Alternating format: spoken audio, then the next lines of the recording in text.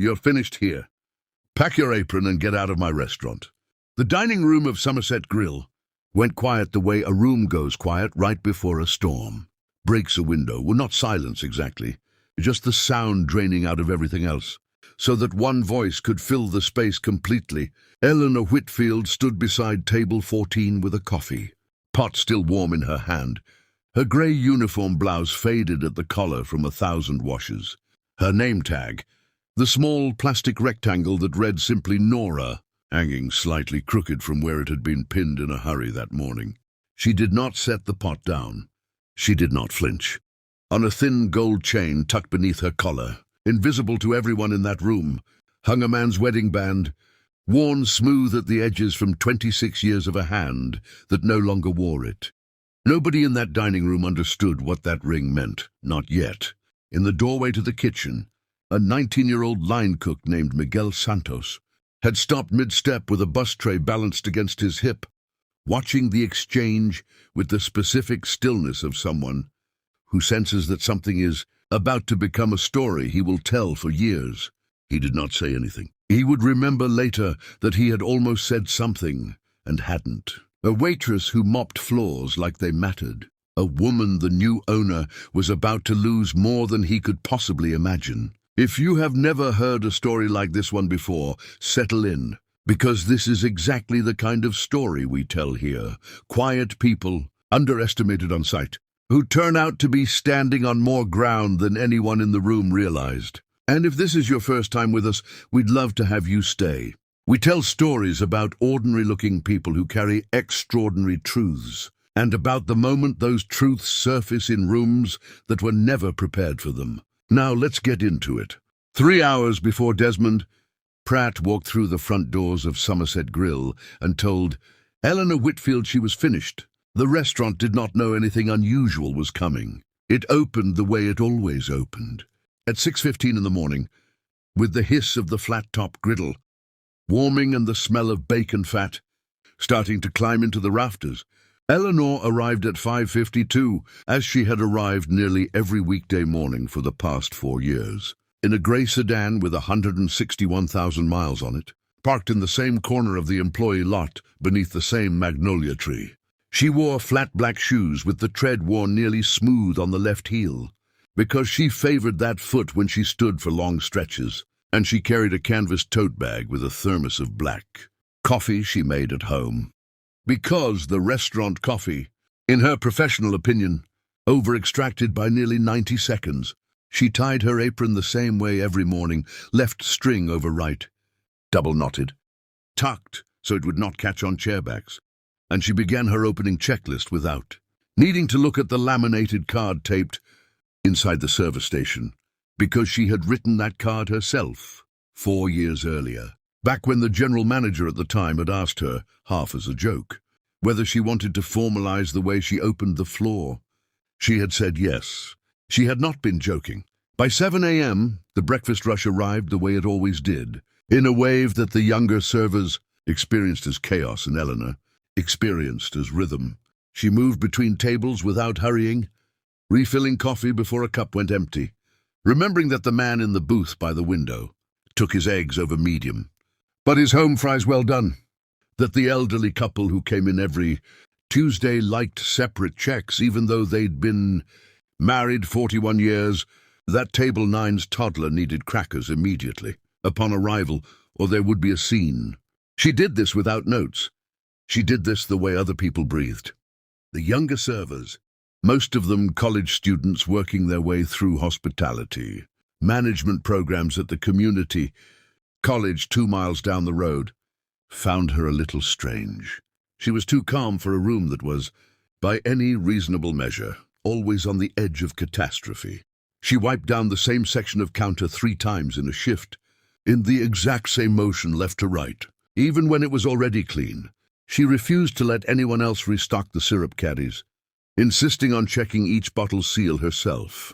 She spoke to the dishwashers in the kitchen, men who had worked there for a decade, and were treated by most of the staff as furniture by their full names, and asked after their families, and remembered the answers. It was Ashley Marsh, 22, on her 2nd month at Somerset Grill.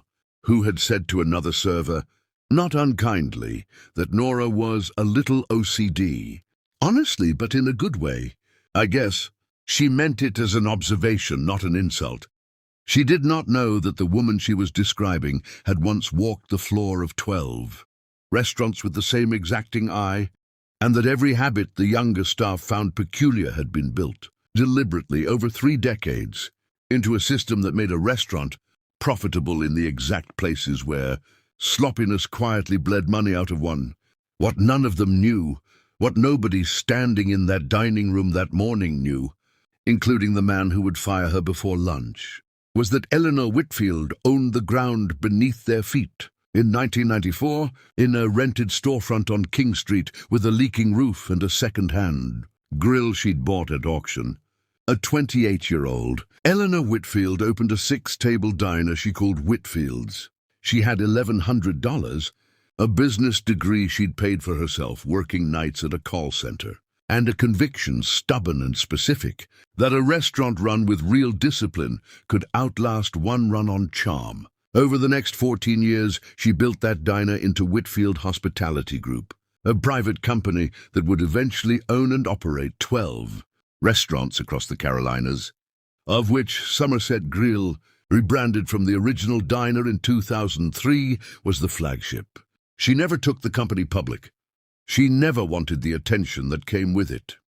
By 2011, when her husband, Charles Whitfield, died of a sudden heart attack at 59, she owned 61% of the holding company outright, with the remaining shares split among a small group of early investors and a board she had personally selected for their competence rather than their pedigree. She stepped back from day-to-day leadership in 2019, installing a professional CEO to run operations while she remained chairwoman and majority shareholder, a position, per the company's founding bylaws, that came with something almost nobody outside the boardroom knew about: a personal reversion and consent clause requiring her direct signature on any transfer of controlling operational interest in any Whitfield hospitality property. She had written that clause into the company's very first shareholder agreement, back when there was no company to speak of, because she had watched other founders lose everything they'd built to partners who outmaneuvered them. Once the money got large enough to attract sharks, 4 years ago, quietly, without informing her own family, she had started working an occasional shift at Somerset Grill itself, first as a kind of restless nostalgia, then as something closer to a discipline. She told the staff she was a retired bookkeeper who needed the extra income and missed being around people. It was, technically, not even a lie. She simply omitted the part where the company cutting her the smallest of paychecks was one she had built with her own 2 hands, in a building she still, in the most literal legal sense, controlled. She did not do it out of shame, and she did not do it as some elaborate test of loyalty. She did it because after Charles died, she had found herself sitting in boardrooms listening to reports about employee satisfaction and customer experience that felt, to her, like weather forecasts read from a building 3 states away. She wanted to know firsthand what it actually felt like to stand on the floor of one of her own restaurants and be treated as nobody. She wanted to know which of her managers ran a tight, fair operation when they thought no owner was watching, and which ones only performed decency for people above them on an org chart. Somerset Grill, as it happened, had recently been sold, its operating lease and day-to-day management, not the underlying real property or the Whitfield hospitality trademark, which remained hers until a new operator. She had approved that sale herself, in writing months earlier, under conditions the new operator had not yet had the occasion to fully read. Desmond Pratt had spent 19 years building a reputation as the man who could take a failing restaurant group and make it profitable within 18 months. Most recently as regional director for a mid-Atlantic diner chain that he had restructured twice through what he privately called discipline audits, a term that mostly meant terminating anyone whose productivity numbers fell below a threshold he alone set. He was not a cruel man by any honest accounting of his character. He believed with the total sincerity of someone who had watched 3 restaurants fail under looser management before. He'd learned better, that hierarchy and consistency were the only things standing between a restaurant and collapse. Rules existed because chaos was the default state of any workplace, and someone had to hold a line against it. He had built his entire career on that conviction, and it had by most measures worked. Somewhere in 19 years of holding that line, though, the conviction had calcified into something less useful than it had once been, a reflex that treated any employee who didn't immediately defer to his authority as a threat to the order he'd built, rather than as a person who might simply know something he didn't. He had walked Somerset Greeley's floor for exactly 11 days, since acquiring the operating lease, and in that time he had already developed a habit, small but consistent, of speaking to the older service staff, Nora especially, in the clipped, slightly louder tone people sometimes use with someone they've decided, without evidence, is not quite keeping up. The morning it happened, a woman at table 6, a regular named Carol Jennison, had grown increasingly agitated over a billing error that had charged her card twice for the same order, and the 24-year-old server assigned to her section had frozen, unable to override the point-of-sale terminal and unwilling to interrupt Desmond, who was on a phone call in the back office. Eleanor had stepped in without being asked. She'd walked the woman through the duplicate charge calmly, pulled up the transaction log on the terminal, a system she had, in fact, personally approved the purchase of 6 years earlier, voided the second charge, and offered a complimentary coffee all in under 4 minutes, with the kind of unhurried competence that made the whole incident look, in retrospect, like it had never really been a crisis at all. She did not tell anyone what she'd done. She refilled a coffee pot 2 tables over and kept moving. Only Miguel, watching from the kitchen doorway, seemed to register that something quietly remarkable had just happened in front of people who hadn't noticed it happening at all. Desmond emerged from the back office 11 minutes later, having heard a second-hand, a garbled version of events from Ashley, that Nora had gone into the register and changed a charge without authorization. He did not ask what had actually happened. He walked directly to table 14, where Eleanor was refilling coffee, and he said the words that would end up mattering far more than he understood in that moment. "I don't know what you think this is," he said, his voice pitched to carry, "but you don't touch my point-of-sale system without my authorization. Do you understand me?" "I fixed a duplicate charge for Mrs. Jennison," Eleanor said, setting the coffee pot down with the same unhurried care she brought to everything. She was upset, and it took 4 minutes. "I didn't think it needed a meeting." "That's not your call to make," Desmond said. "You're a server. You serve tables. You don't override my systems. And you don't make decisions above your position, because you don't have a position to make them from." A small line had formed near the register, watching now, the way people always watch when a public reprimand starts to curdle into something worse. "I've been fixing register errors at this restaurant for 4 years, Eleanor said, her voice even. "I know the system. I know most of the regulars by name. I was trying to help. I don't need help from a waitress who can't follow basic procedure," Desmond said. Something shifted in his face as he said it. Not satisfaction exactly, but the specific tightness of a man who had decided, days ago, that this employee's calm was a form of insubordination, and who had been waiting, without fully admitting it to himself, for a reason to prove it. "Frankly, I've had concerns about your attitude since I got here. You move like you own the place." He said the last word, own, with the particular emphasis of a man reaching for the most insulting thing he could think of, with no idea how close he'd come to the truth. Eleanor did not raise her voice. She did not step back. "I'd be careful with that word," she said, "if I were you."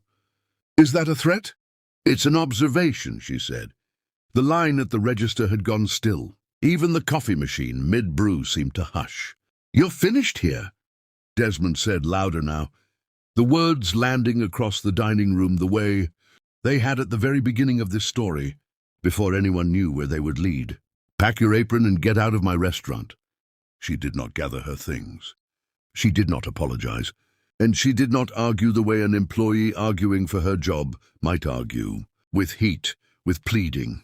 She simply stood a moment longer than the silence required, and something about that extra half-second unsettled the room, more than any raised voice could have. "I'd like to see that in writing," she said finally, quietly enough that people had to lean in slightly to hear it, which made them listen harder than they would have to a shout. "Before I do anything, I'd like to see the termination in writing, with your signature and today's date." "Excuse me?" "You heard me," she said, "in writing." There was something in the stillness of her that did not match the situation, the stillness of someone who had absorbed a threat and found it, somehow smaller than expected, rather than larger. Her hands did not shake, her eyes did not drop. Ashley, watching from behind the register, would say later that it was the quiet that got to her. More than anything, Desmond said, the sense that Nora wasn't scared so much as waiting for him to catch up to something the rest of them hadn't figured out yet. Desmond, thrown slightly off his rhythm, opened his mouth to answer, and that was the exact moment the front door chimed and Bartholomew Reyes walked in. Bartholomew Reyes was 51 years old, general counsel for Whitfield Hospitality Group for the past 13 years, and he had come to Somerset Grill that morning for a mundane administrative reason. Desmond's operating agreement required an in-person signature, reconciliation on the finalized lease documents, a formality Reyes had been putting off for 2 weeks and had finally carved out an hour to complete. He was carrying a leather folio under one arm, the kind that held original documents rather than copies, and he walked in mid-sentence, already half-focused on his phone, until he looked up and saw the woman standing at table 14 in a server's apron. He stopped walking. For 3 full seconds, in the middle of a restaurant, dining room full of people who had no idea what they were witnessing. Bartholomew Reyes did not move, and did not appear to breathe. "Mrs. Whitfield," he said. The name landed in the room like something dropped from a height. "Reyes," Eleanor said, her voice unchanged, as though this were the most ordinary thing in the world. "You're a few minutes early." He looked from her to Desmond, to the coffee pot still sitting on the table, to the apron, to the crooked name tag that read Nora. "I didn't realize you were... I knew you sometimes came in, but I didn't expect..." He stopped himself, straightened, and did the thing Eleanor had never once asked him to do, and had, in fact, specifically asked him years ago never to do inside these walls. He addressed her by her full title. "Madam Chairwoman, I have the finalized lease documents for Mr. Pratt's signature. I wasn't aware you'd be on site today." The room did not simply go quiet. It reorganized itself table by table, the way iron filings reorganize around a magnet that has just been switched on. Ashley's mouth opened slightly and did not close. The server who had frozen at table 6 looked at Eleanor, as though seeing her for the first time, which in every way that mattered she was. "Chairwoman of what?" Desmond said, though even as he said it, something in his own voice had already started to change. The register, a half-step lower, the certainty draining out of it in real time. "Of Whitfield Hospitality Group," Reyes said. And there was no cruelty in the way he said it, only the plain discomfort of a man delivering information he suspected was about to detonate. "Founder, majority shareholder, the name on the reversion clause in your operating lease. Mr. Pratt, the one requiring her personal signature before any transfer of controlling interest takes effect." He opened the folio almost reflexively and turned it so the signature page faced upward, and there, on the line marked "Consenting Party," in the same unhurried, deliberate hand that had written a laminated opening checklist 4 years earlier, was the name Eleanor C. Whitfield. Desmond stared at the page. He looked at the woman standing in front of him in a faded grey uniform, and something in his face did the slow, terrible work of rearranging 4 years of assumptions into a single, unbearable sentence. He had just fired the person who owned the building he was standing in. He did not say anything for a long moment. Nobody in that room did. The reversal did not need an audience's cruelty to be complete. It was complete the instant he understood it, standing there with his mouth slightly open, the authority draining out of his posture, the way water drains from a tub once the plug has been pulled. The mourning did not stop simply because the truth had surfaced. If anything, it accelerated. Because a restaurant is a living thing and cannot be paused for anyone's revelation, and because Eleanor Whitfield had spent 30 years learning that the moment right after a crisis reveals itself is the moment that actually matters. She did not ask anyone's permission. She untied her apron, folded it once, and set it on the counter, not as a resignation, but the way a person sets down one tool to pick up another. "Reyes," she said, "give me the folio. And somebody get Mrs. Jennison a second coffee on the house, and tell her I'm sorry for the wait." Then she turned to the register terminal that Desmond had, 11 minutes earlier, forbidden her from touching, and pulled up the morning's full transaction log. In under 90 seconds, she identified not one duplicate charge, but 3. A batch processing error introduced by a point-of-sale software update Desmond's team had pushed live 2 nights earlier without running it through a reconciliation test first, an oversight that had likely cost the restaurant several $100 in erroneous holds against customer cards that morning alone. "You'll want to roll this update back before lunch service," she said to Desmond, not unkindly, "or you'll have 20 more Carol Jennisons by 2 o'clock. He nodded wordlessly and reached for his phone to call his IT contractor. She moved to the kitchen next, where a 19-year-old prep cook named Priya Deshmukh was standing frozen over an order of soft-shell crab that had been miscommunicated between the ticket printer and the walk-in inventory sheet. The restaurant had sold 4 orders. It did not, in fact, have the ingredients to make, and the head chef, mid-rush, had not yet noticed the shortfall building on the rail. Priya's hands were shaking slightly. She had been at Somerset Grill only 3 weeks, and clearly believed, in the particular way new employees always believe, that any mistake was catastrophic and permanent. Eleanor put a hand briefly on the young woman's shoulder. Not a lecture, just contact steady and brief. "Breathe," she said. "This isn't your error. It's a systems gap between the printer and the walk-in count, and it's happened before. Here's what we do."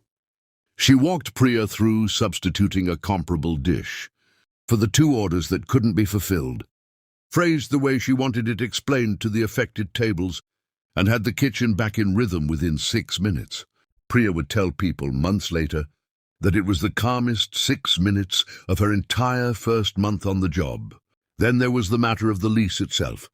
Reyes had come that morning expecting a routine signature, but the finalized operating agreement he'd drafted with Desmond's team contained a clause buried in an appendix, the kind of clause that gets skimmed rather than read, granting Desmond's company the right to renegotiate staff wage structures unilaterally after 90 days, a provision Eleanor had never approved, and would not have approved had anyone thought to run it past her directly rather than past the board committee that had, in her absence from day-to-day operations, rubber-stamped it.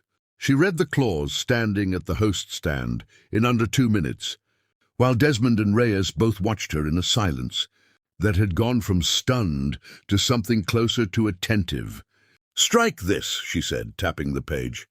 "Every server in this building works this floor better than half the consultants who write clauses like this one, and I didn't build this company to let someone renegotiate their wages out from under them. 90 days after a sale nobody told them about. You want the lease finalized today, Mr. Pratt. It gets finalized without this." Desmond, for the first time since Eleanor had known him, 11 days, though it now felt to him like a much longer acquaintance, did not argue. "Understood," he said. It was the first fully honest word he had said to her all morning. By the time the lunch rush began, an hour later, Ashley Marsh had stopped watching. Eleanor, with the wary curiosity of someone observing an oddity, and had started, without being told to, following her lead, refilling water glasses in the exact rotation Eleanor used, checking in on table 6 twice instead of once, asking a hesitant question about the register, override procedure, and actually listening to the answer. It was a small shift, nearly invisible, the kind no one would have called a turning point if you'd asked them to name one. But it was real, and it would outlast the morning. Desmond, for his part, did something Eleanor had not expected. and would later describe to Reyes, privately, as the one thing that told her the man might actually be worth the trouble of trusting again. He picked up a bus tray. He did not announce it. He did not perform contrition for an audience. He simply cleared table 9 himself quietly, competently, the way a man clears a table. When he has run out of other ways to be useful in a room, he no longer fully understands. Reyes found her a little after 2 o'clock. Once the lunch service had thinned, and the dining room had returned to its ordinary hum, in the narrow back hallway between the walk-in cooler and the manager's office where the restaurant kept a small desk nobody used for much besides scheduled printouts. He was still carrying the folio, though it was closed now, the signature page complete. "I brought your copy," he said, handing her a slim manila envelope, the fully executed lease, corrected, with the wage clause struck through and initialed by both parties. "And I owe you an apology for not recognizing you the second I walked in. It's been, 4 years since you started coming in here?" "A little over," she said. "You could have told me you were doing this." "I could have," she agreed. "I didn't want anyone here treating me differently because of who signs the checks upstream. I wanted to know how this place actually ran when nobody thought the owner was watching." "And?" She considered the question for a moment, the way she considered most things, without hurrying toward an answer just because one was expected. "Most of them are better than I feared and worse than I hoped, which is about what I'd guess for any restaurant on a given Tuesday," she said.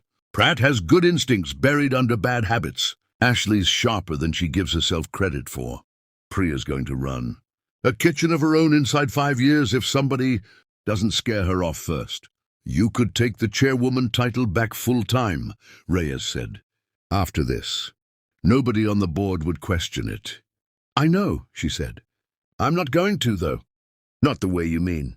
She folded the envelope closed and set it on the desk beside her, unopened for now.